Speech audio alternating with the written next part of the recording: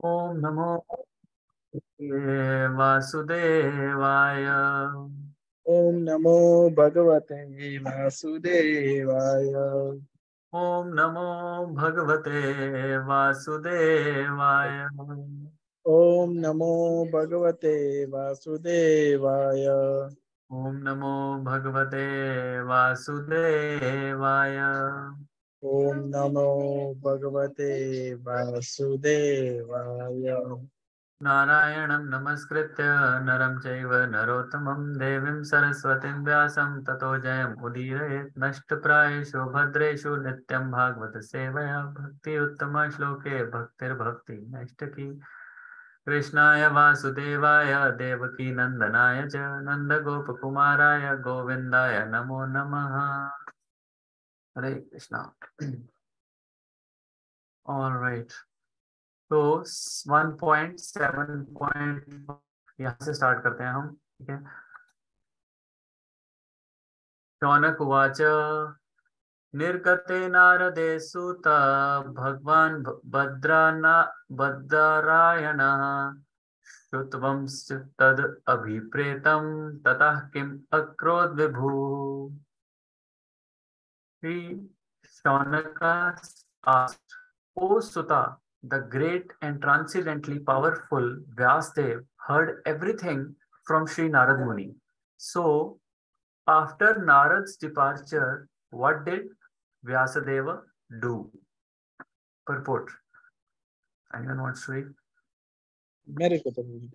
In this chapter, the clue for describing Srimad Bhagavatam is picked up as a Maharaj Pariksit is miraculously saved in the womb of his mother. This was caused by Drauni, Aswathama, Acharya Drona's son, who killed the 5 sons of Draupadi while they were asleep, for which he was punished by Arjuna. Before commencing the great epic Srimad Bhagavatam, Sri Vyasadeva realized the whole truth by trance in devotion. Thank you. तो अभी शौनक उवाचा है, right. अब शौनक शौनक कौन था? जो सूत गोस्वामी हजारों ऋषियों को भागवतम सुना रहे थे नैमिषारण्य में, राइट। तो अब उन हजारों जो ऋषि वहां पर बैठे हुए थे, उनके बिहाफ पे एक उन्होंने रिप्रेजेंटेटिव अपना कर रखा था, जिनको बोलते थे शौनक ऋषि। तो वो शौनक ऋषि क्या करते थे, वो पूरे वो जो हजारों जो ऋषि थे उनके बिहाफ पे ही use to ask the questions. जैसे बहुत सारे लोग हों तो हर कोई कुछ कुछ बोलता रहेगा, तो ऐसा नहीं था, तो फिर वो बनेगी नहीं बात। तो इसीलिए भी अगर आप देखो आगे भी भागवतम में आता रहेगा, तो जितने भी होते हैं वो ऐसे बोलते हैं सौनक आदि ऋषि, which means Shaunak rishi on the behalf of all other sages. तो इसीलिए अब वो सूत गोस्वामी ने अभी तक क्या सुना दिया था, वो वाली नारद मुनि और व्यासदेव की कन्वर्सेशन सुना दी, उसके बाद वो चुप हो गए। अब क्या है, भागवतम ऐसी आगे बढ़ती रहती है। नहीं तो अगर क्वेश्चंस ना पूछे जाते ना, तो कभी भागवतम आगे बढ़ती नहीं। तो वो क्वेश्चन एक पूछा, उसका आंसर मिल गया। जैसे फर्स्ट चैप्टर में 6 क्वेश्चन पूछे थे सूत गोस्वामी को सौनक आदि ऋषि ने, तो उनके उनके के करके जवाब मिले, राइट। अब वो एक का जवाब मिल गया, अब वो दोबारा पूछ रहे हैं। तो this is the beauty of Bhagavatam. तो तभी इंक्वायरी को, क्वेश्चंस को बहुत इंपॉर्टेंस दी जाती है भागवतम में। क्यों? क्योंकि जब तक क्वेश्चन नहीं पूछोगे आगे से, अब अब सूत गोस्वामी को और भी बहुत कुछ पता है, व्यासदेव को और भी बहुत कुछ पता है, बट तुम्हें उतना ही बताएंगे जितना आगे से पूछोगे। तो अब क्या है कि वो तो ऋषि थे बाकी सारे भी, तो उन्होंने भी क्या किया, सौनक आदि ऋषि वो और क्वेश्चन पूछते गए। तो अब वो बात खत्म हो गई। तो अब उन्होंने बोला कि अच्छा, अब नारद मुनि तो चले गए, अब क्या हुआ, अब क्या किया व्यासदेव ने, what did Vyasadev do, right. अगर आपको याद हो तो सेम क्वेश्चन व्यासदेव ने भी पूछा था नारद मुनि से, कि नारद मुनि, जब आपके चतुर्मास में, जब आपके घर वो वेदांतिस्ट आए थे, जब वो ऋषि मुनि आए थे और आपने उनकी सेवा करी थी, तो जब वो चले गए 4 महीने के बाद, अ, उसके बाद आपने क्या किया, राइट। तो फिर नारद मुनि ने बताया था कि मैंने क्या क्या किया। अब सेम क्वेश्चन व्यासदेव के लिए पूछा जा रहा है कि जब व्यासदेव के गुरु चले गए तब व्यासदेव ने क्या किया, राइट। तो पॉइंट इसमें ये है कि हमें इंस्ट्रक्शंस तो बहुत मिलती रहती हैं, ठीक है। हम सुन लेक्चर्स तो बहुत सुनते हैं, हम हर रोज लेक्चर सुनते हैं, हर रोज भागवतम सुनते हैं, पर the point is what you do after that. What did Vyasadev do actually? Implementation, practical implementation क्या करी व्यासदेव ने, राइट? सो ये पॉइंट है कि हमें खाली सुनना नहीं है, उसको अंदर उतारना है. अब अंदर कैसे उतारेंगे उसको? कैसे कैसे उतारेंगे अंदर, बताओ. प्रैक्टिकल इम्प्लीमेंटेशन कैसे करेंगे इस चीज की, जो हम सुनते हैं हर रोज भागवतम या जो भी लेक्चर हम सुनते हैं, उसकी प्रैक्टिकल इम्प्लीमेंटेशन कैसे करते हैं हम? बाय कॉन्टेम्पलेटिंग एंड मेडिटेटिंग, आप उस बात को बार बार अपने दिमाग में लाते हो, और जब भी आपकी लाइफ में वो सिचुएशन आती है तो आप उसको रिमेम्बर करते हो कि हम इस समय उसको कैसे अप्लाई कर सकते हैं. Exactly exactly, very good answer, correct. तो हमें ये नित्यम भागवत सेवा इसीलिए बोलते हैं, क्योंकि अगर हम रोज नहीं सुनेंगे ना, तो हम धीरे धीरे धीरे वो क्या होती जाएगी, वो सबकॉन्शियस माइंड में हमारी नीचे नीचे नीचे जाती रहेगी. और जो दूसरी चीजें हम जिन पे और चीजों पे कॉन्टेम्पलेट कर रहे हैं, गाड़ी, बंगला, बैंक बैलेंस, इन सब चीजों पे, ये सारी चीजें ऊपर ऊपर रहेंगी. तो जब कुछ प्रॉब्लम, जब कुछ लाइफ में सिचुएशन आएगी, तो उसको हम इम्प्लीमेंट कैसे करेंगे? वो तो कहीं अंदर कहीं खो गई है. इसीलिए हम रोज रोज रिपीटेड रिपीटेड हियरिंग हम करते हैं, ताकि जैसी कोई सिचुएशन आए लाइफ में हम उसको इम्प्लीमेंट कर सकें. एक और तरीका है, हमें एक्चुअल सर्विस करनी चाहिए. तभी प्रभुपाद ने सिस्टम बनाया है डिवोशनल सर्विस, कि हमने सुन तो लिया, अब सुनने के बाद हमें उसे इम्प्लीमेंटेशन करने के लिए सर्विस करनी पड़ेगी. जब हम सर्विस करते हैं ना, तो तब हमें रियलाइजेशंस होती हैं, अच्छा ये हुआ. अगर मान लो मैं पढ़ रहा हूँ बैठ के, मैं अपना अलग से बैठ के पढ़ के मैं बैठ गया, अपने अपने घर में ही बैठा हूँ, मैं किसी से मिलजुल नहीं रहा हूँ, सिर्फ पढ़ रहा हूँ, सिर्फ दैट्स इट. बट उससे कुछ फायदा नहीं होने वाला है. क्यों? क्योंकि वो अंदर ही रहेगी, वो नॉलेज, वो रियलाइज्ड नॉलेज नहीं बनेगी, वो ज्ञान ही रहेगा, वो विज्ञान में कभी चेंज नहीं होगा, तब्दील होगा. क्यों नहीं होगा? क्योंकि मैं मिला ही नहीं. अब भक्ति वृक्षा जैसे हम खोलते हैं, अब मित्र प्रभु ने अभी जैसे खोला, राइट? तो भक्ति वृक्षा में एकदम से you are expose to like 100 people, right? अब उन 100 लोगों के एक्सपीरियंसेस, उन लोगों की रियलाइजेशंस, उन लोगों से बातचीत करके you grow very very fast. तो आपकी जो वो फास्ट फॉरवर्ड हो जाती है लाइफ. और जो कर्मा भी जो आपके आते हैं, वो बहुत जल्दी जल्दी से आने लग जाते हैं. अब जनरली अगर आप देखो, स्पेशली मेलबर्न जैसी सिटी में, ऑस्ट्रेलिया में, घर से दूर, जितना फ्रीक्वेंटली हम लोग मिलते हैं यहाँ पे, हर फ्राइडे तो गैदरिंग होती है पूरी 80-60, हमारे हमारे में 60-50-60 लोगों की, मित्र प्रभु के 100 लोगों की. तो इतनी गैदरिंग नॉर्मली कोई इंसान नहीं करता है. फॉरगेट अबाउट मेलबर्न, इंडिया में भी कोई नहीं इतने लोगों से मिलता है. हम कितने लोगों से मिलते थे इंडिया में? 3-4-5-6 मैक्सिमम, इतना ही. हफ्ते में इससे ज्यादा कितने लोगों से मिलोगे? यहाँ पर हमारा एक्सपोजर देखो कितना हो गया, कितने सारे लोगों से मिल रहे हैं हम. ठीक है, तो जितने ज्यादा लोगों से मिलोगे, हर हर का अलग अलग पर्सपेक्टिव होगा. पर आपका पर्सपेक्टिव क्या होगा? श्रीमद् भागवतम का आपने हियरिंग करी होगी, सो यू कैन सी कि यार ये कहा है, ये क्या है. तो वो जो आपकी एक्चुअल जो नॉलेज हम यहाँ से ले रहे हैं, वो आपका इम्प्लीमेंटेशन ग्राउंड, वो आपका एग्जीक्यूशन करने का वो प्ले एरिया है. ठीक है ना, आपका वो ग्राउंड है, वहां पर जाके एक्चुअल इम्प्लीमेंटेशन होगी. वहां पे जाके आपकी इस चीज की प्रैक्टिकल इम्प्लीमेंटेशन होगी. वहां से जाके हम इवॉल्व करेंगे, ग्रो करेंगे, राइट? नहीं तो कोई रियलाइजेशन नहीं होगी. बैठे रहोगे ये पढ़ के, बैठे रहो, रियलाइजेशन होगी जीरो जब तक हम वो नहीं करेंगे, राइट? तो हमने हमने क्या कर रखा है, अपने आप को लिमिट कर रखा है. अब अगर मान लो कोई बंदा नहीं कर रहा है, तो सिर्फ खाली, चाहे तुम 100 साल के भी हो जाओगे ना, तब भी वो रियलाइजेशन नहीं आएंगी. मटेरियल प्लेटफॉर्म पे ही रहेंगे हम, राइट? तो वो एक हायर पर्सपेक्टिव आना बहुत जरूरी है. और वो हायर पर्सपेक्टिव कैसे आएगा? बाय श्रीमद् भागवतम. नहीं तो वो हमारा नैरो ही रहेगा पर्सपेक्टिव. ठीक है, फॉर एग्जाम्पल, जैसे वो एग्जाम्पल बताते हैं वो कि एक 10 का सिक्का है, हमने वो 10 रुपए का सिक्का ऐसे आंख के पास लगा रखा है. अब जब वो आंख के पास ऐसे लगा रखा है, तो हमें वो सूरज भी दिखाई नहीं देगा, जो कि उससे कितना trillions of billion trillion time बड़ा है. क्यों नहीं दिखाई देगा? क्योंकि हमने अपना वो सिक्का जो आंख के पास रख रखा है. तो हमने जो अपनी प्रॉब्लम्स हैं, वो एकदम अपने पास रखी हुई है ऐसे.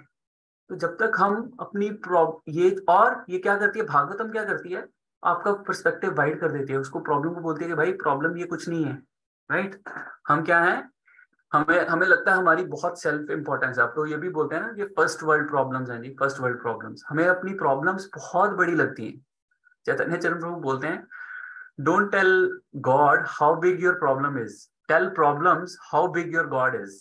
ठीक है ना, भगवान को ये मत बताओ कि मेरी ये प्रॉब्लम है, ये प्रॉब्लम है, प्रॉब्लम को ये बताओ कि मेरा भगवान बहुत बड़ा है, राइट। तो वो चीज है, हमें क्या लगता है कि मेरी प्रॉब्लम ही बड़ी है, ये मेरे साथ क्यों हो रहा है, ये मेरे साथ क्यों हो रहा है। पर जैसे हम भागवतम पढ़ने की वो पढ़ते हैं रोज और सुनते हैं, हियरिंग करते हैं, तब हमें पता चलता है यार कि मैं क्या हूं, मैं, मेरा लाइफ स्पैन, हमें लगता है बहुत बड़ी जिंदगी है भाई। हमें जब ये पढ़ते हैं तब हमें पता चलता है कि ब्रह्मा की जिंदगी कितनी है। महाविष्णु एक ब्रेथ लेते हैं, ब्रह्मा खत्म। ब्रह्मा का महाविष्णु का एक ब्रेथ, ब्रह्मा के 100 साल निकल जाते हैं। और ब्रह्मा का एक सेकेंड, ब्रह्मा का अगर एक सेकेंड जो है वो हमारे 1 लाख साल निकलते हैं। ब्रह्मा के एक 1 second of Brahma is equal to 100,000 years of human life. ठीक है, 100,000 ईयर्स, हमारी 100 साल भी उम्र नहीं है। ठीक है, तो यहाँ से हमें अपना पर्सपेक्टिव पता चलता है कि वी आर क्या है, एक यूनिवर्स में एक एक जो क्या बोलते हैं उसके राई के दाने के भी मतलब 100th पार्ट के सबसे छोटा ऐसे है, पैक ऑफ डस्ट है हम एक पूरे यूनिवर्स में।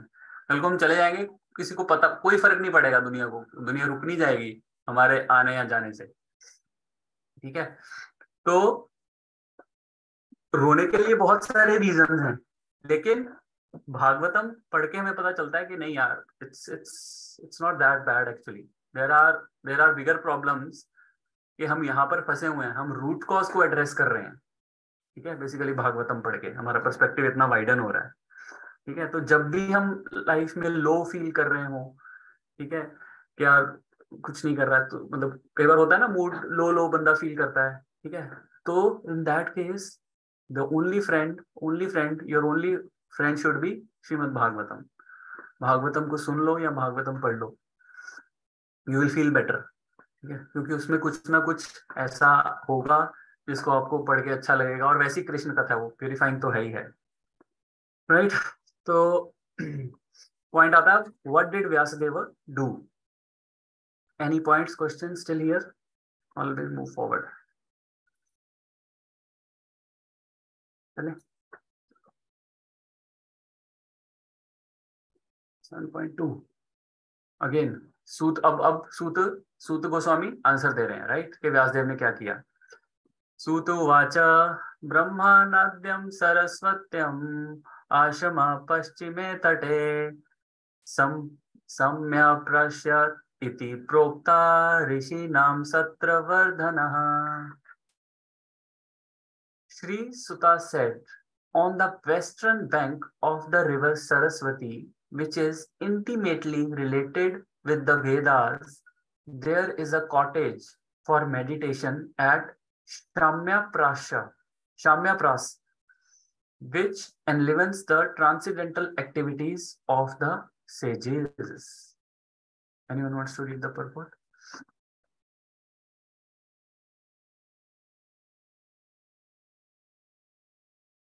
मैं रीड करता हूँ प्रभु जी। For spiritual advancement of knowledge, a suitable place and atmosphere are definitely required.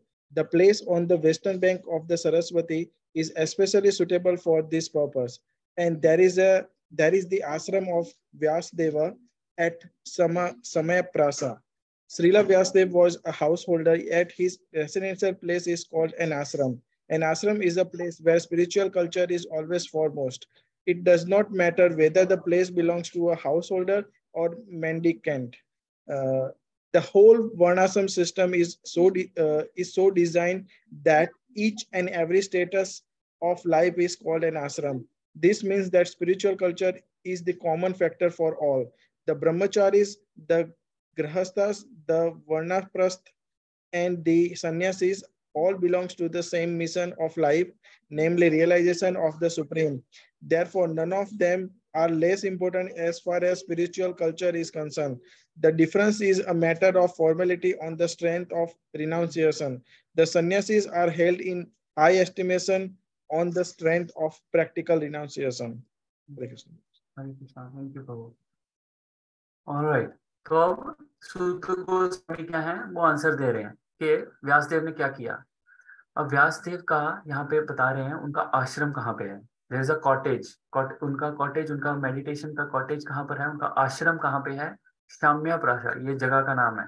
और ये कहाँ पर है, ये है बद्रिका आश्रम में, बद्रीनाथ, जिसको आज की डेट में हम बद्रीनाथ बोलते हैं।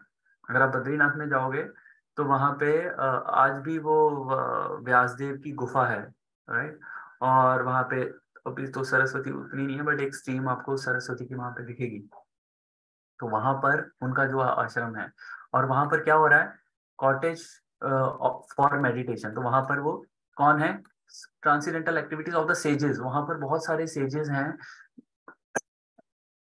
जो व्यासदेव का काम कर रहे हैं।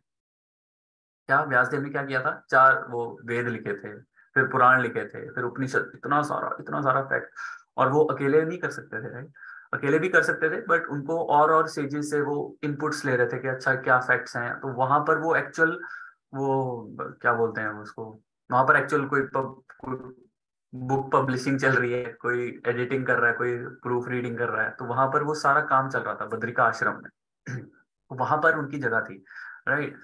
तो आश्रम, इसमें प्रभुपाद क्या फोकस कर रहे हैं, किस चीज, किस वर्ष पे, कि जो हमारा जो एटमॉस्फेयर होना चाहिए ना, जो जहाँ पे भक्ति कर सकें, वो बताया जा रहा है, राइट। तो कॉटेज है मेडिटेशन की, रिवर है साइड में, राइट, और बद्रिका आश्रम है, आसपास सेजेस हैं। तो एक आश्रम, आश्रम का मतलब क्या है, जहाँ पे भक्ति की जाती है, राइट। तो उसका अ सूटेबल प्लेस, प्रभुपाद कहाँ से स्टार्ट कर रहे हैं, for spiritual advancement of knowledge a suitable place and atmosphere are definitely required, very very important, right.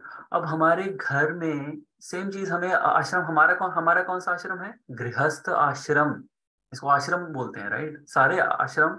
And Prabhupada क्या लिख रहे हैं इसमें, कि सारे आश्रम, ब्रह्मचारी, ब्रह्मचारी आश्रम फर्स्ट आश्रम है, उसके बाद गृहस्थ आश्रम है, फिर वानप्रस्थ है, और फिर सन्यासी है। और ये इतने ब्यूटीफुल हैं भगवान ने जो ये बनाए हैं आश्रम, कि ये चारों के चारों आर ग्लोरियस आश्रम्स, राइट। इसमें कोई ये नहीं कह सकते कि अच्छा तुम तो गृहस्थ हो, तो तुम्हारा ये आश्रम अच्छा नहीं है, हम देखो हम ब्रह्मचारी हैं, हम सन्यासी हैं। नो, प्रभुपाद क्या बोल रहे हैं कि all belong to the same mission of life, right. Therefore none of them are less important. ऐसा नहीं है कि वो कम इंपॉर्टेंट है और वो ज्यादा इंपॉर्टेंट है। तो कई लोग क्या बोलते हैं कि अच्छा भाई हम तो इस जन्म में तो हमने गलती कर ली, हमने शादी कर ली, तो हम गृहस्थ आश्रम में चले गए, अगले जन्म में हम गृहस्थ आश्रम में नहीं जाएंगे, हम ब्रह्मचारी रहेंगे और फिर अच्छे से भक्ति करेंगे। No, that is wrong. किसी भी आश्रम में रहकर हम भक्ति कर सकते हैं। और गृहस्थ आश्रम तो वैसे ही ग्लोरियस आश्रम बोलते हैं इसको, क्यों, बिकॉज ब्रह्मचारी जो हैं वो बाहर जाके पैसा नहीं कमा सकते, वानप्रस्थ हैं वो भी नहीं कर सकते, सन्यासी भी नहीं कर सकते। तो इन तीनों आश्रम को चलाने वाला कौन सा आश्रम है, गृहस्थ आश्रम। तभी हम बोलते हैं कि गृहस्थ आश्रम में मैक्सिमम डोनेशन करनी चाहिए हमें। क्यों, इसी आश्रम पे बाकी 3 आश्रम टिके हुए हैं, राइट। और गृहस्था को, इट इज वेरी इंपॉर्टेंट कि गृहस्था के घर में एटमॉस्फेयर सही हो। अगर हमारे घर में एटमॉस्फेयर सही नहीं होगा भक्ति के लिए, तो क्या होगा, हम गृहस्था नहीं कहलाएंगे। आगे जाके आएगा सेकंड कैंटो में, उसको ग्रह मेधी बोलते हैं। ग्रह मेधी मीन्स जो अपनी सेंस ग्रेटिफिकेशन करे जा रहा है, बस पैसा कमा रहा है। गृहस्था क्या है, एक नॉर्मल बंदा क्या है, एक हाउस होल्डर की क्या लाइफ है, बाहर जा रहा है, पैसा कमा रहा है, अपने लिए कमा रहा है और अपनी फैमिली के लिए, और सेंस ग्रेटिफिकेशन में लगा रहा है। So that is not a grihastha life, that is not the definition of a grihastha ashram, right. आश्रम, जैसे मैंने बताया कि आश्रम, जैसे प्रभुपाद ने इसमें लिखा है कि आश्रम इज अ प्लेस जहां पे स्पिरिचुअलिटी इज द फोरमोस्ट। क्या लिखा हुआ है, and ashram is a place where the spiritual culture is always foremost. सबसे आगे स्पिरिचुअल कल्चर रहता है, ठीक है ना, बाकी चीजें बाद में। तो और वो स्पिरिचुअल कल्चर कैसे रहेगा हमारे घर में, जब हमारे घर का एटमॉस्फेयर बढ़िया होगा। और एटमॉस्फेयर कैसे बढ़िया होगा, उसकी रिस्पॉन्सिबिलिटी किसकी है, हेड ऑफ द फैमिली की। हेड ऑफ द फैमिली की रिस्पॉन्सिबिलिटी है कि वो घर का एटमॉस्फेयर सही रखे, ठीक है। अगर घर का एटमॉस्फेयर सही नहीं रहेगा, एटमॉस्फेयर इन द सेंस कि वहां पे भक्ति भी हो, उसको ही शुड बी द, जैसे ओजस्वी प्रभु ने बोला था ना, कि उसकी रिस्पॉन्सिबिलिटी बनती है उसकी अकाउंटेबिलिटी बनती है basically. He should be accountable for whatever is happening in the house. And the wife, जो स्पाउस है, उसको she has to execute whatever the husband is doing, right. तो आगे बहुत सारी एग्जांपल्स हमारे श्रीमद् भागवतम में आएंगी कि जो हस्बैंड था वो स्पिरिचुअलिटी कर रहा था और जो वाइफ थी she was just serving the husband and that's it. तो स्पिरिचुअली बहुत स्ट्रांग होना जरूरी है जो भी हेड ऑफ द फैमिली है. तो अगर वो हेड ऑफ द फैमिली अगर स्पिरिचुअल है और घर का एटमॉस्फेयर, तो घर का एटमॉस्फेयर बढ़िया रहेगा, राइट. और दूसरा क्या है कि अगर घर में किसी चीज की कमी है, अब टचवुड हमारे सभी के घरों में पैसे की कोई प्रॉब्लम नहीं है, सब कुछ है, तो एक तरह से कंड्यूसिव एनवायरनमेंट है भक्ति करने का. ऐसा कोई नहीं, अब ऐसा नहीं है कि अभी खा लिया तो शाम को कहाँ से खाना कब आएगा हमें नहीं पता. तो ऐसे एनवायरनमेंट में भक्ति करनी बहुत मुश्किल है कि जब पैसा ही नहीं है भाई, पता नहीं भाई शाम को कहाँ से खाना मिलेगा, कहाँ से नहीं मिलेगा, राइट. तो हमारी टचवुड ऐसी प्रॉब्लम्स नहीं है हमारी लाइफ में. तो we are very very fortunate. India में देख लो या और कहीं देखो, लोगों को नहीं पता है कि सेकेंड मील कहाँ से आएगी. तो भक्ति तो आउट ऑफ द विंडो है. भक्ति कहाँ से करोगे जब अगली मील का नहीं हमें पता. तो ठीक है, तो इसीलिए हम इतने इतने लकी हैं, इतने फॉर्चुनेट हैं कि हमारा सारी चीजें materially everything is taken care of by Krishna. तो हमें क्या करना चाहिए, जो हमें टाइम मिला है, जो हमें ये जन्म मिला है, इसको टोटली हमें कृष्णा को देना चाहिए टाइम. कुछ नहीं पता नेक्स्ट जन्म में क्या क्या क्या हालत होने वाली है हमारी, राइट. पता नहीं ऐसा एटमॉस्फेयर मिलेगा कि नहीं मिलेगा, ऐसे भक्तों का संग मिलेगा कि नहीं मिलेगा, राइट. तो और सेम चीज बच्चों के लिए भी है. अगर घर का एटमॉस्फेयर अच्छा है तो क्या होगा कि बच्चे भी अच्छे से ग्रो करेंगे उसमें, मेंटली भी, मटेरियली भी और स्पिरिचुअली भी, राइट. और बच्चे तो वैसे ही, अगर हम खुद ही घर पे जाके टीवी लगा के बैठ जाएंगे ऑफिस के बाद, तो बच्चों के लिए क्या एग्जाम्पल सेट कर रहे हैं, बच्चे भी देखेंगे. मैंने देखा है लोगों के घरों में 3-3 टीवी हैं. एक मेरे लिए, एक वाइफ के लिए, एक बच्चों के लिए, फिर आईपैड अलग से है. एक पे बच्चे PS4 खेल रहे हैं, एक बच्चे को आईपैड दे रखा है. हमारे सामने ही घर में रहता है वो, वैसे ही उनका आईपैड दे रखा है, एक को PS4 देख रखा है, खुद वो मोबाइल पे है, और एक बच्चे को और टीवी अंदर कार्टून देख रहा है वो. तो ये अगर ऐसा है तो फिर क्या एटमॉस्फेयर दे रहे हैं हम बच्चे को. That's not conducive environment, right. तो और इट्स नॉट डिफिकल्ट. मैंने हर घर में है ये टीवी की प्रॉब्लम, हमारे घर में भी है. बच्चे मतलब मांगते हैं टीवी, थोड़ा सा दिखाना पड़ता है.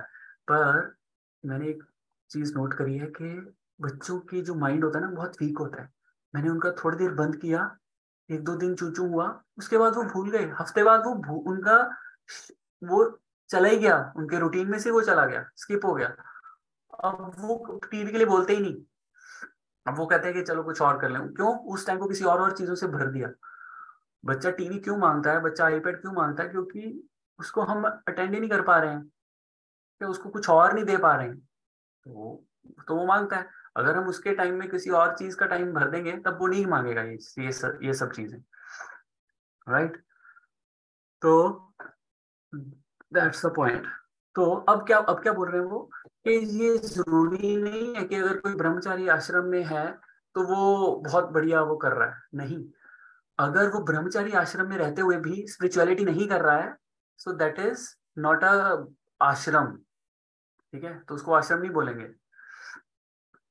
भक्ति सिद्धांत सरस्वती ठाकुर वो बोलते थे, कहते हैं हम मठ में रहते हो, तो अगर मठ में रह के आप अगर ये सिर्फ ये जो डोनेशन आ रही है, ये डोनेशन लेके अगर आप इसको यूरिन और स्टूल में कन्वर्ट कर रहे हो, तो आप क्या हो? आप मठ मेधी हो. जैसे ग्रह मेधी है ऐसे आप मठ मेधी हो, आप ब्रह्मचारी नहीं हो, राइट. और द सेम वे, अगर हम घर में रह के अगर हम स्पिरिचुअलिटी कर रहे हैं, अगर गृहस्थ आश्रम में रह के हम स्पिरिचुअलिटी कर रहे हैं, so then it is good as long as we are connected to Krishna, right. Any questions, comments, or we'll move forward?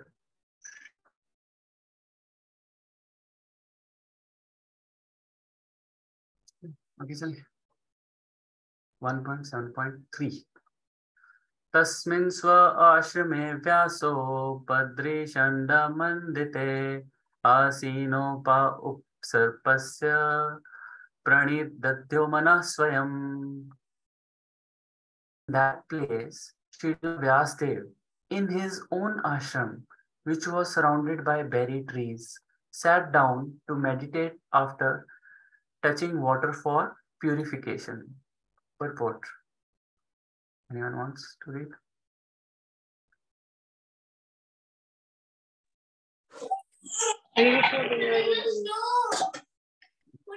Under instruction of his spiritual master, Srila Narad Muni, Vyasadeva concentrated his mind in that transcendental place of meditation. Hare Krishna. Thank you.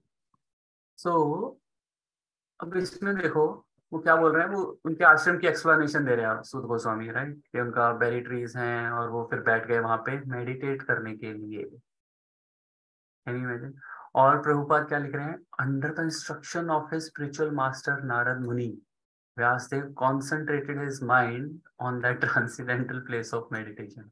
अब सोचो व्यासदेव जिन्होंने 4 वेद लिख दिए, सब कुछ लिख दिया, और वो भगवान की इनकारनेशन है खुद, उनको भी अपना कॉन्सेंट्रेट करना पड़ रहा है माइंड।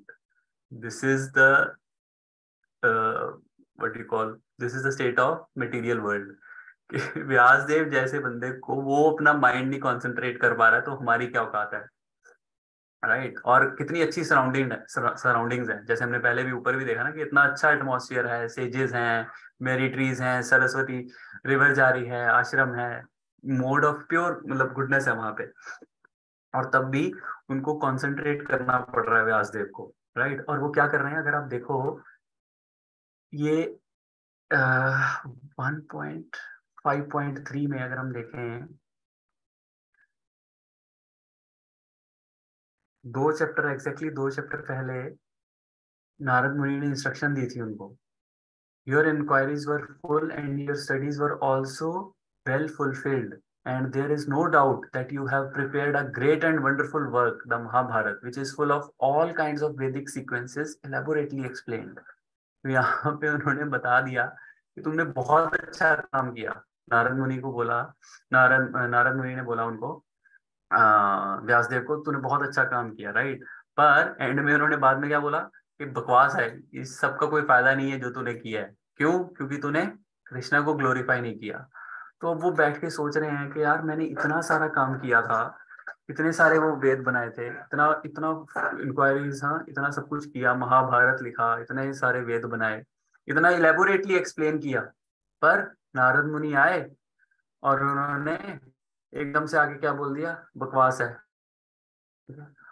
वो उस चीज पे मेडिटेट कर रहे हैं कि यार ये कैसे, मतलब मेरे को समझ, अब उन्होंने इंस्ट्रक्शन तो दे दी कि क्यों, क्योंकि तुमने कृष्णा को ग्लोरीफाई नहीं किया है।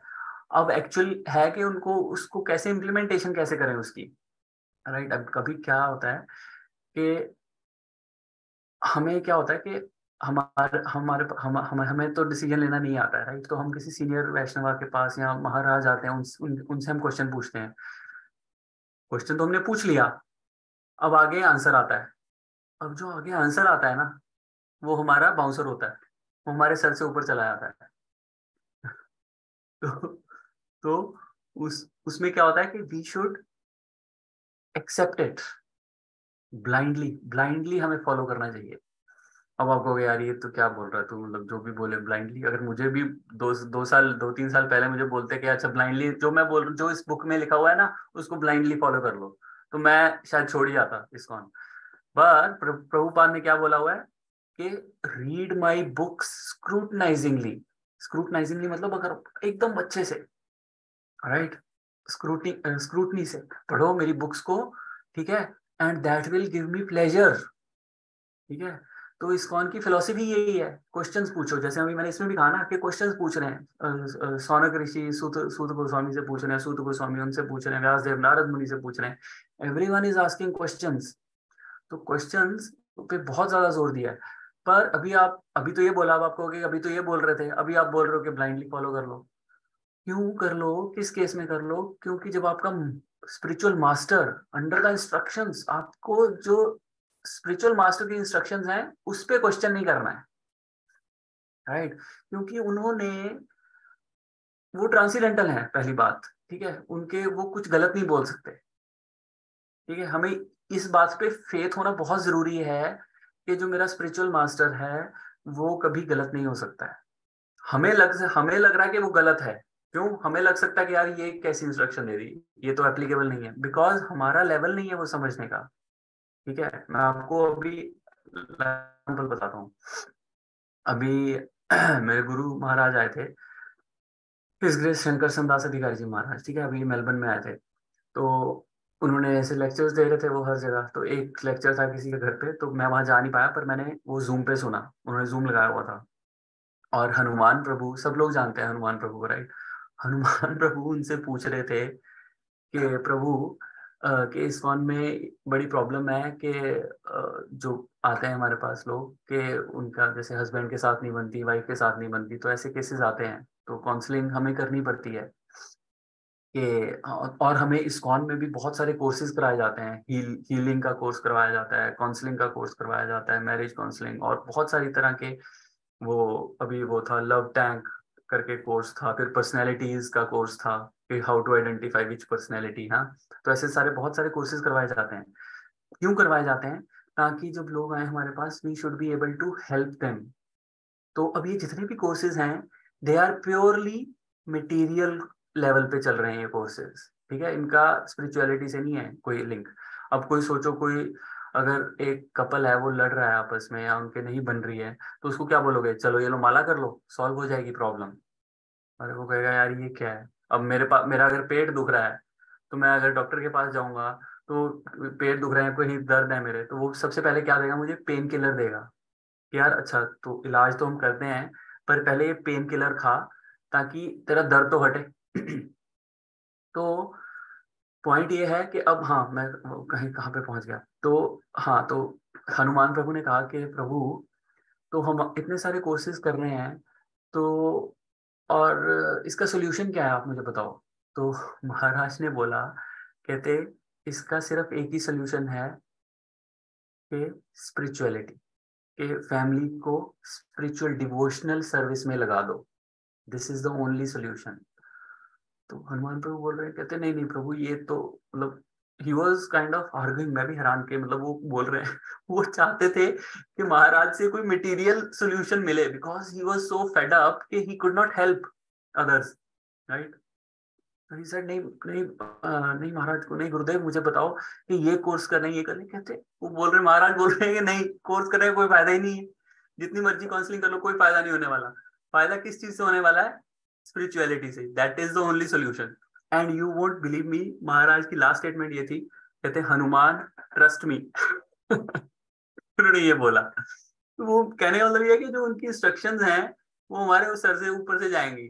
हम ये यकीन ही नहीं कर सकते कि कैसे हरे कृष्णा बोलने से किसी की वो लाइफ या कैसे डिवोशनल सर्विस करने से ठीक हो सकती है। हमें यही लगता है कि मटेरियल सोल्यूशन, इतने इतने मैरिज काउंसलर्स हैं, इतना सब कुछ है, राइट। तो वो क्या ऐसे ही है? बट अब this is the point, right, वो हम नहीं समझ पाएंगे। तो दैट्स द थिंग, राइट। तो ठीक है, जैसे हमने कहा कि पेन किलर भी चाहिए, but at the same time that is still a pain killer. Pain killer is not the permanent इलाज। परमानेंट इलाज नहीं है। तो परमानेंट इलाज स्पिरिचुअलिटी है। There is no material solution to material problems. There is only spiritual solution to material problems. ये बात हमें जितनी जल्दी समझ में आ जाएगी उतना हमारे लिए बेटर है, right? Any comments, questions? और otherwise हम आगे चलते हैं।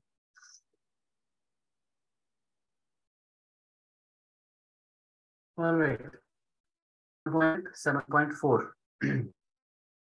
भक्ति योगेन मनसि सम्यक् प्रणिहिते मले अपश्यत् पुरुषां पूर्णं मायां च तद अपश्यम्।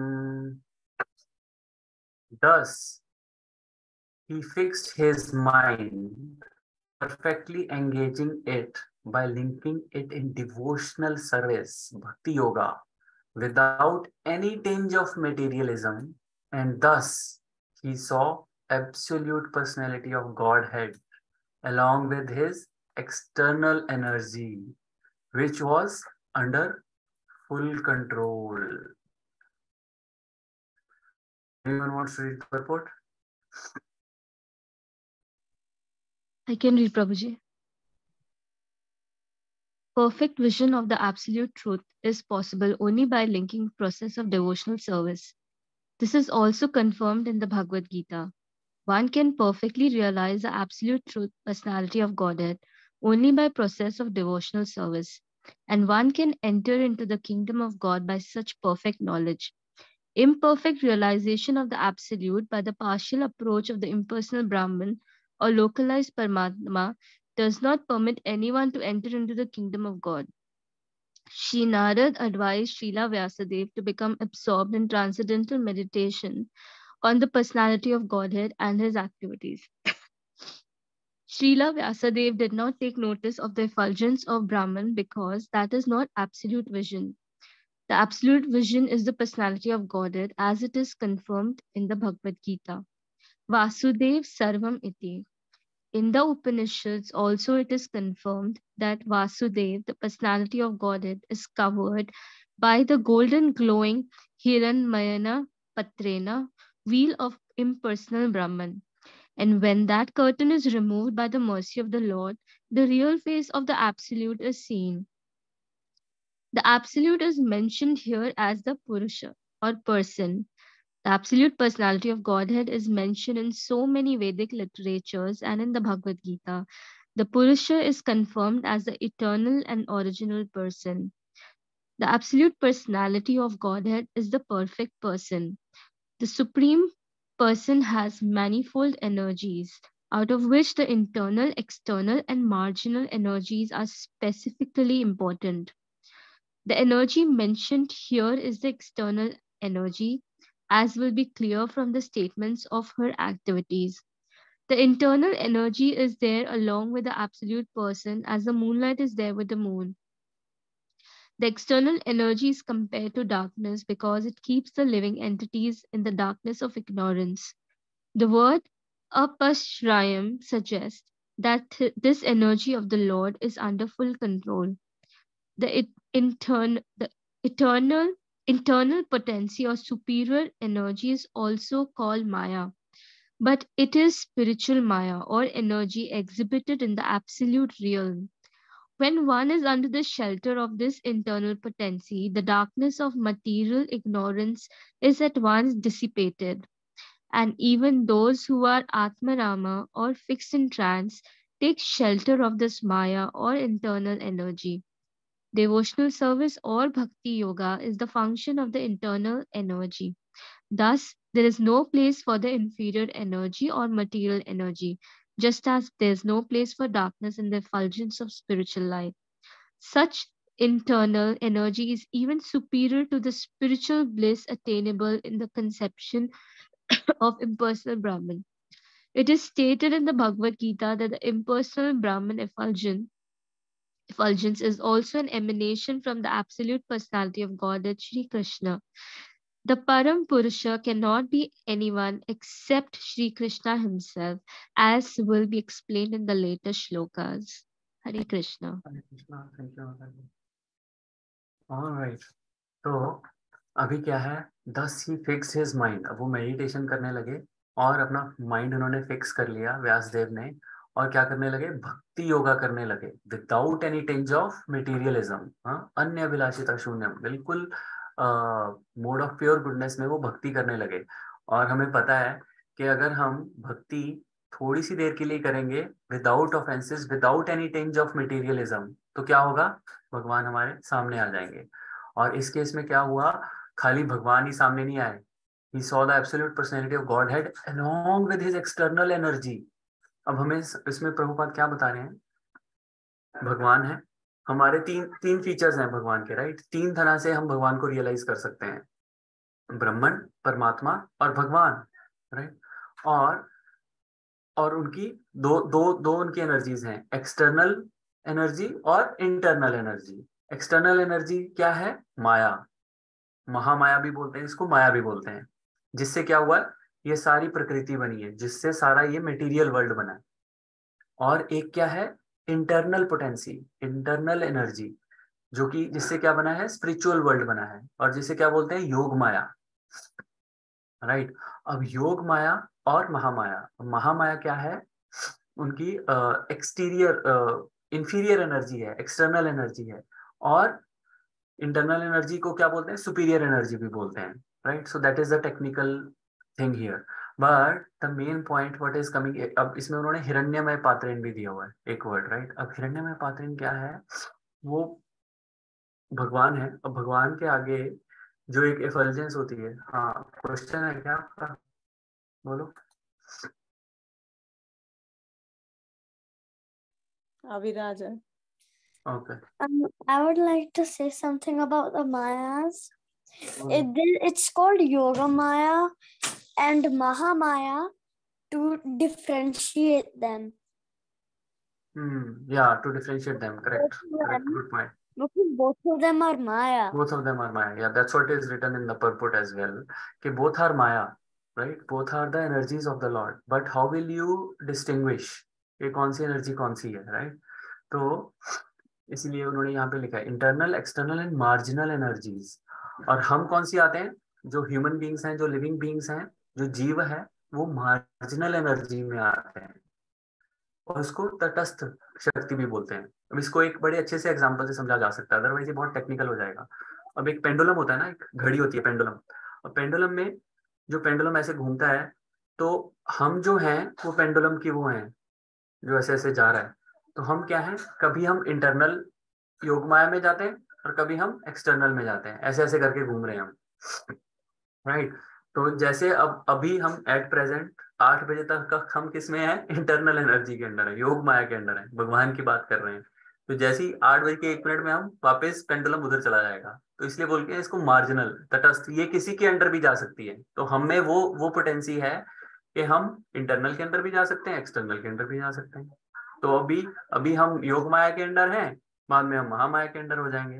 That is the difference here, right. और हिरण्यमय पात्रेण में बता रहा था कि हिरण्यमय पात्रेण में भगवान को देखते हो ना, तो ब्रह्म ज्योति इतनी ज्यादा एफल्जेंट होती है ना कि हम ऐसे नहीं देख सकते, हम नेकेड आई से हम सूरज की तरफ नहीं देख सकते हैं ना, 1 सेकंड से ऊपर नहीं देख सकते हम। 1 मिनट सूरज की तरफ देखो, आंखों में से पानी आने लग जाएगा। तो जो ब्रह्म ज्योति है, ब्रह्म ज्योति में से इतनी ज्यादा एफल्जेंस निकल रही होती है कि वी कैनॉट सी। अब ब्रह्म ज्योति के पीछे है भगवान, तभी उसको बोलते हैं हिरण्यमय पात्रेण। तो हम ये हिरण्यमय पात्रेण ईशोपनिषद में है, वो भगवान को प्रे कर रहे हैं कि हे भगवान, अपनी ये हिरण्यमय पात्रेण को हटा लो, ठीक है। अपनी ये जो गोल्डन ग्लोइंग आपका वीएल है, वीएल को क्या बोलते हैं, वो जो सामने वो पर्दा होता है, तो ये जो पर्दा किया हुआ है आपने, इसको कृपा करके हटा लो, ताकि हम आपके फेस फेस दर्शन कर सकें। तो जो इम्पर्सनलिस्ट होते हैं वो क्या करते हैं, वो ब्रह्म ज्योति में रह जाते हैं, उनको नहीं पता चलता कुछ आगे। बट हमें पता है कि ये ज्योति जो है, इसके पीछे कौन है, भगवान है। जैसे सूर्य है, सूर्य की किरणें हैं, तो सूर्य की किरणें कहाँ से आ रही हैं, सूर्य से आ रही हैं। अगर कोई एनर्जी है तो उस एनर्जी का कोई सोर्स है। तो हम लोगों को ये पता है कि ये जो ब्रह्म ज्योति है, इसकी जो सोर्स है वो भगवान कृष्ण है, ठीक है। तो इसको हटाएंगे जब हम, तब हमें भगवान दिखेंगे, राइट। और वो किसकी, उसको हम योग माया भी बोल देते हैं। तो हम उनको प्रे करते हैं कि आप प्लीज इसको हटा लो, ताकि हम आपके दर्शन कर सकें, राइट। तो ये तो हो गया टेक्निकल पार्ट। अब पॉइंट आता है इसमें कि भक्ति योगा करने से, जैसे मैंने बोला कि सोल्यूशन, अब नारद मुनि इतना बोल के चले गए कि कृष्णा को ग्लोरीफाई करो भाई, ये जो तुमने वेद लिखे हैं ये सब बेकार हैं, तभी तुम्हें सेटिस्फेक्शन नहीं मिल रही है। थ्रेड वहां से स्टार्ट हुआ था, वो ये समझाकर चले गए। अब पॉइंट ये है कि उसको एग्जीक्यूट कैसे करना है, इतना बड़ा प्रोजेक्ट है ना, और कितने सारे लोगों के लिए है। ऐसा तो है नहीं कि व्यासदेव हमारे अपने लिए लिख रहे थे, वो किसके लिए लिख रहे थे, क्योंकि कलयुग स्टार्ट होने वाला था, और उनको पता था कि कलयुग में लोगों की मेमोरी जो है वो बहुत कम रहने वाली है। तो इसलिए वो ग्रंथ लिख रहे थे, इसलिए वो भागवतम लिख रहे थे। अभी लिखना स्टार्ट करना है अभी तो, पर उनको अभी समझ में नहीं आ रहा कि प्लानिंग कैसे करें, कहाँ से स्टार्ट करें, कितना कुछ है लिखने को, कैसे उसमें से निकाल के क्या करें वो, राइट। तो उसके लिए उन्होंने क्या किया, fixed his mind upon Krishna, ठीक है। भगवान पे उन्होंने एक तरह से भगवान का आवाहन किया, राइट, और भगवान की भक्ति करी, ताकि भगवान आके बताएं। और भगवान ने क्या बताया, भगवान खुद अकेले नहीं आए, वो अपनी माया को भी साथ में लाए।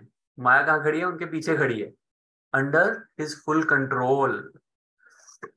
भगवत गीता में बोलते हैं ना वो, मया अध्यक्षेण प्रकृति सूयते साचरम हेतु हेतु नानेना कौन्तेय जगद विप्र विवर्तते। This material nature is working under my direction, maya dhyakshen prakriti, under my supervision, under my control. This prakriti is working, huh? O son of Kunti, it is producing all moving and unmoving beings. Suyate sa characharam. ठीक है? By its rule, this manifestation is created and annihilated again and again. तो ये external energy bar बार material world को बना रही है और destroy कर रही है। ये किसकी किसकी सुपरविजन में कर रही है, किसके कंट्रोल में कर रही है? माया। माया मीन्स माया अध्यक्षेण, राइट। तो ये अब माया जो है वो उनके पीछे खड़ी है, वो शर्मा रही है, भगवान के पीछे खड़ी है। क्यों शर्मा रही है? वो इसलिए शर्मा रही है कि वो गलत काम कर रही है। क्यों? भगवान भक्तों को, लोगों को भगवान की सेवा में लगाने की बजाय वो लोगों को किस में लगवा रही है? नेटफ्लिक्स में, क्लब्स में, पब्स में। वो डिससर्विस कर रही है, पर यही उसकी सर्विस एक्चुअली, राइट। अब आप बोलोगे यार ये सही किया हुआ भगवान ने, एक तरफ तो हमें बोल दिया कि भक्ति करो और दूसरी तरफ माया हमारे पीछे छोड़ी हुई है, और माया है भी इतनी वो पावरफुल कि you can not overcome that. तो क्या करें उसका? Is it like a trick भगवान का कि ताकि हम यहाँ कंफर्टेबल होके बैठ ना जाए, उनको भी हमारे आने की जल्दी है कि हम वापस उनके पास आए, तो हमारे पीछे ऐसे उनको छोड़ दिया है कि भाई तुम अब रह के दिखाओ यहाँ पे। हाँ एग्जैक्टली। तो यही है। अब क्या है कि वो चाहते तो बिल्कुल वैसा बना देते, बट उन्होंने ये नहीं बनाया ये वर्ल्ड ऐसा। और वो बोलते भी हैं, ये जब एनहाइलेशन होती है तो किसी ने पूछा कि क्यों होती है एनहाइलेशन, क्यों करते हो बार बार? तो वो बोलते हैं जो अनंत शेष नीचे बैठा है, जो संकर्षण है, जो संकर्षण है, वो नीचे बैठे हैं और उनको गुस्सा आ गया यार। को बोला यार कितने जन्म ले लिए इन्होंने, ये अभी तक वापस क्यों नहीं आ रहे? तो जैसे उनको गुस्सा आया तो रुद्र निकले उनके उसमें से और उन्होंने सारी सृष्टि को भस्म कर दिया। तो इस वजह से प्रलय आती है कि यार वो वेट करे जा रहे हैं भाई, अब तो आजा, अब तो आजा। पर हमें क्या है, हमें हमें इसी में मजा आ रहा है। तो इसीलिए माया रखी है हमें, राइट, कि लातों के भूत बातों से नहीं मानते हैं। तो हमारे 99.99% लोग क्या हैं, वो माया में ही हैं, इंक्लूडिंग अस, है ना। तो हम ये है कि थोड़ा सा हम ट्राई कर रहे हैं निकलने की, तो वो माया तो निकलने देती नहीं है, राइट। तो हम और उल्टा क्या है, हमसे वो चीजें करवाती रहती है कि अच्छा चल यार ये देख, हर एक मोड में ऊपर से मोड्स दे रही है उसने कि अच्छा मोड ऑफ गुडनेस दे दिया है, उसमें उसमें खाने पीने की चीजें दे दी हैं उसने, अच्छा ये कर ले, ये कर ले, ये बना ले, पब में चला जा, ये कर ले, वो कर ले। हर टाइम वो हमें कुछ ना कुछ ऑप्शंस हम पे थ्रो करती रहती है कि अच्छा चलो ये कर लो, ये कर लो। और हम क्या है, हम वो ऑप्शंस को चूज करते रहते हैं। तो गलती किसकी है? हमारी है, गलती माया की नहीं है। बड़ा इजी है माया को ब्लेम कर देना, हाँ, कि माया ऐसी है, माया वैसी है। माया बोलती है मैंने तो तुम्हें ऑप्शंस दिए हैं, it's up to you, what do you want to choose. मैंने एक तरफ भागवतम रखी है, एक तरफ टीवी का रिमोट रखा है। अब ये तुम्हारी ऑप्शन है कि तुमने वो टीवी का रिमोट उठा लिया, अब इसमें मैं क्या करूं, राइट। तो हमारी प्रॉब्लम क्या है कि हम दूसरों पे ब्लेम डालते रहते हैं, ठीक है, दैट इज द प्रॉब्लम। हमें अपनी ओनरशिप, अपने अकाउंटेबिलिटी खुद लेनी चाहिए हमें। हमें कैसे पता चलेगा कि हम माया में हैं? ये हमें कैसा पता चले कि वी आर इन माया? बहुत एंजॉय कर रहे होते मटेरियल वर्ल्ड में। एग्जैक्टली। एक तो एंजॉय कर रहे होते हैं, ठीक है, पर हमें ये भी पता है कि ऑलवेज एंजॉयमेंट तो नहीं होती। जैसी जैसी खुशी होती है ना, तो भगवान ने बनाया, डिजाइन ही ऐसे तरह से किया है। तभी तो इस वर्ल्ड को क्या बोलते हैं? World of duality. डुअलिटी का वर्ल्ड है, दिन है तो रात है, सुख है तो दुख है, गर्मी है तो ठंडक है, सब कुछ, सारी चीजें आर इन डुअलिटी। तो हमेशा तो खुश नहीं रहते हम। तो जैसे वो उसमें शोले में था ना, वो सिक्का धर्मेंद्र के पास, वो सिक्का उछालता था, हर बार हेड आता था। तो वैसा सिक्का और कहीं नहीं है, वो सिर्फ धर्मेंद्र के पास ही था शोले में। अब यहाँ पे हेड है और टेल भी है, तो दुख आएगा।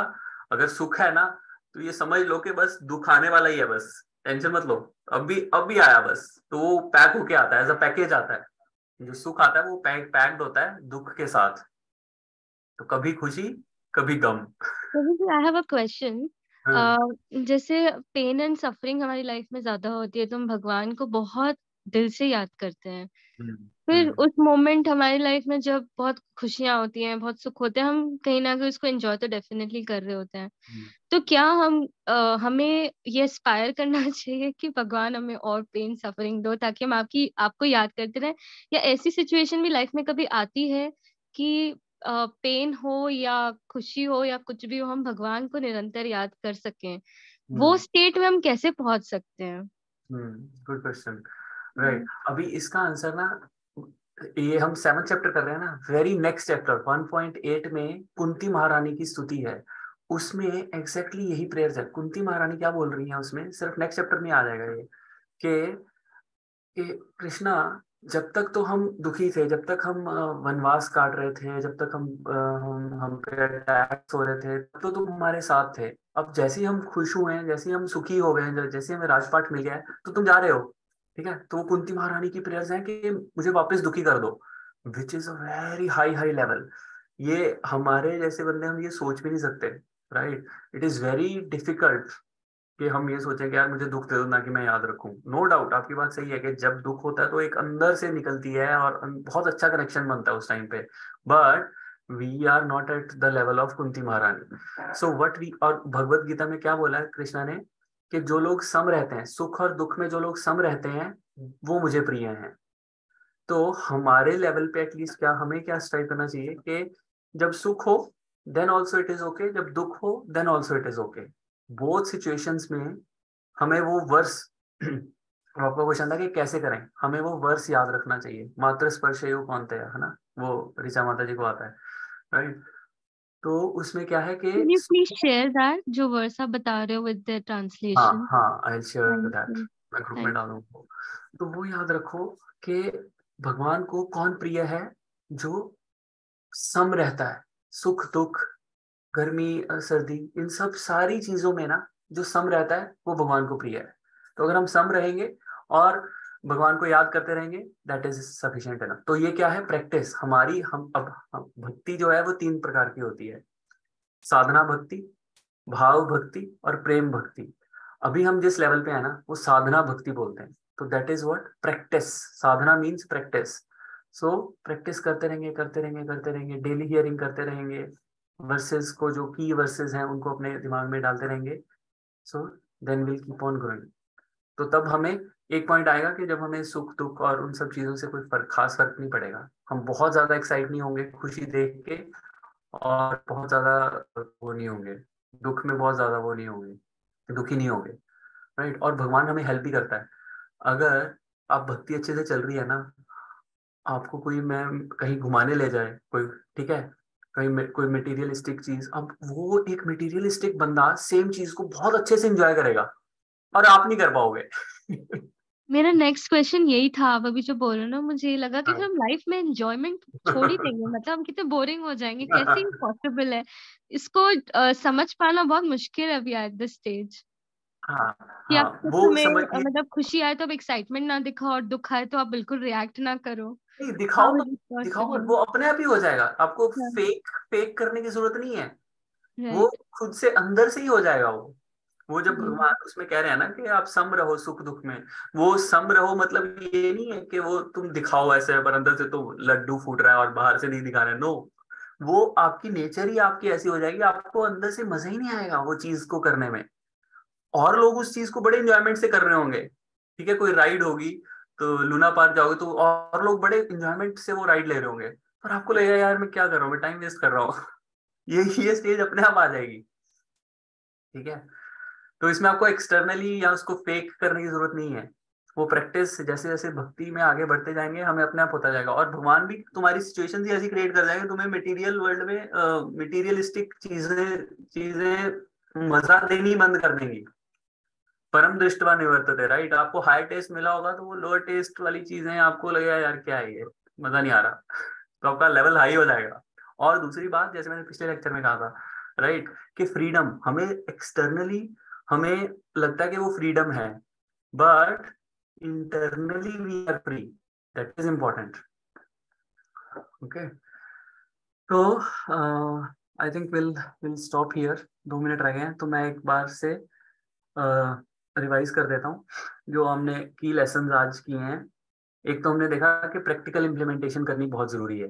अगर खाली हम इंफॉर्मेशन लेते रहेंगे और प्रैक्टिकली इम्प्लीमेंट नहीं करेंगे, और हमारे पास बड़ा अच्छा प्लेटफॉर्म है प्रैक्टिकल इम्प्लीमेंटेशन का कि हम एक भक्ति वृक्षा के साथ एसोसिएटेड हैं, तो वहाँ पे हम डेली कितने सारे, मतलब not daily but at least weekly तो हम मिल ही रहे हैं, राइट, जो कि और इतने सारे लोगों को चांस नहीं मिलता।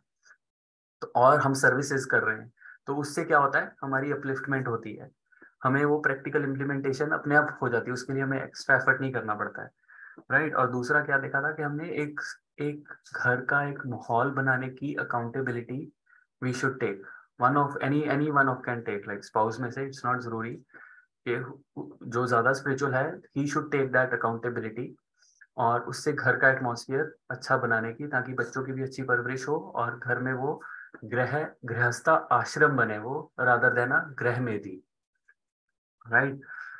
और हमें स्पिरिचुअल मास्टर की इंस्ट्रक्शंस को फॉलो करना है ब्लाइंडली, ठीक है। यहाँ तो मत पूछो, अगर पूछ रहे हो then you have to follow. अगर आप पूछ रहे हो और आंसर आगे से आया और हमने कहा तो then it is a problem. अब जैसे मैं अपनी एग्जांपल लेता हूँ, अब मैं इंडिया जा रहा हूँ, ठीक है, और महाराज ऑस्ट्रेलिया आ रहे हैं। हर साल वो वृंदावन जाते हैं अपनी व्यास पूजा के लिए, मैंने उस हिसाब से टिकट्स बुक करवाई, सब कुछ वैसे किया, बट इस बार मेलबर्न टेम्पल ने परमिशन बड़ी मुश्किल से लेके उनकी व्यास पूजा यहाँ पे कर रहे हैं live, and I am missing that, right. अब मैं महाराज को मैं बता भी नहीं रहा हूँ, हालांकि मैंने उनको मेल डाली हुई है कि, और उन्होंने मुझे मेल में रिप्लाई किया हुआ है कि I will see you in Vrindavan at my Vyasa puja. अब ना मैं उनको मेल डाल रहा हूँ, क्योंकि मुझे पता है अगर मैंने मेल डाली और उन्होंने सामने से बोल दिया कि निशांत आ जाओ, मेलबर्न में आ जाओ, और अगर मैं नहीं गया तो then it is a aparadha. So I am not telling him and I am not attending. तो अगर आपको ऐसे में हो कि अगर आपको लग रहा है कि आगे से जो इंस्ट्रक्शन आएगी वो मैं फॉलो नहीं कर पाऊंगा, बेटर नॉट आस्क, ठीक है। और अपनी बुद्धि मत लगाओ, जो भक्ति योगा करके, अब इसमें मैंने रैप अप कर दिया है जल्दी, कि जो व्यासदेव क्या कर रहे हैं इसमें, भक्ति योगा करके वो भगवान से गाइडेंस ले रहे हैं कि मैं क्या करूं, how should I implement this project, इतना बड़ा प्रोजेक्ट जो मुझे दे दिया है श्रीमद् भागवतम लिखने का, उसको मैं कैसे लिखूं। तो अभी भगवान अपीयर हुए हैं और वो नेक्स्ट बार में बताएंगे कि अब वो कैसे, how Krishna is conveying him to right, to giving him inspiration to how to write Srimad Bhagavatam. All right. We'll stop here. Granthraj Shrimad Bhagavatam की जय, श्रीला प्रभुपाद की जय, सामवेद भक्तवृंद की जय। जय। Any questions, comments?